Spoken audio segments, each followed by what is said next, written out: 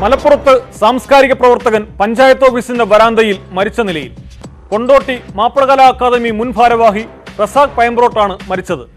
Plastic മാലിന്യ സംസ്കരണ plant വിഷയത്തിൽ റസാഖും പുളിക്കൽ പഞ്ചായത്ത് ഭാരവാഹികളുമായി തർക്കം നിലനിന്നിരുന്നു. പഞ്ചായത്ത് ഓഫീസിന് മുന്നിൽ നാട്ടുകാർ പ്രതിഷേധമുയർത്തി.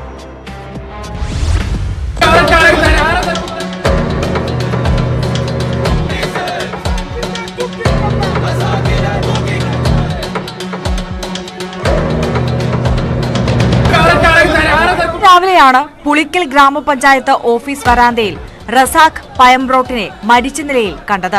ശ്വാസകോശ സംബന്ധമായ അസുഖങ്ങൾ കാരണം റസാഖിന്റെ സഹോദരൻ മാസങ്ങൾക്ക് മുൻപ് മരിച്ചിരുന്നു.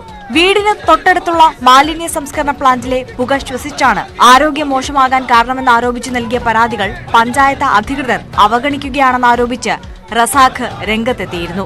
സഹോദരന്റെ മരണത്തിന് ഉത്തരവാദികളായ പ്ലാസ്റ്റിക് മാലിന്യ സംസ്കരണ പ്ലാന്റിനെതിരെ നടപടിയെടുക്കാൻ പഞ്ചായത്ത് വിസമ്മതിച്ചതിലുള്ള മനോവിഷമമാണ് മരണകാരണമെന്ന് നാട്ടുകാർ പറയുന്നു.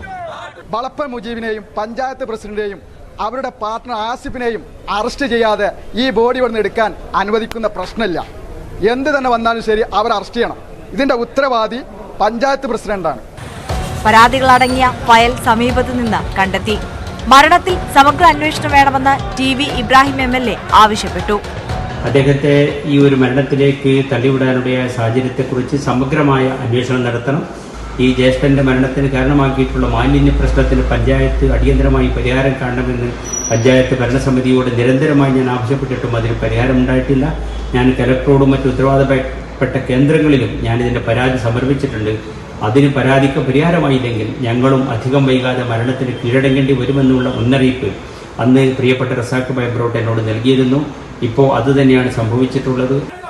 മരണത്തിന് മുൻപായി പോരാട്ടങ്ങൾ പരാമർശിച്ചുകൊണ്ടുള്ള പോസ്റ്റും ഇദ്ദേഹം സമൂഹ മാധ്യമങ്ങളിൽ പോസ്റ്റ് ചെയ്തിരുന്നു.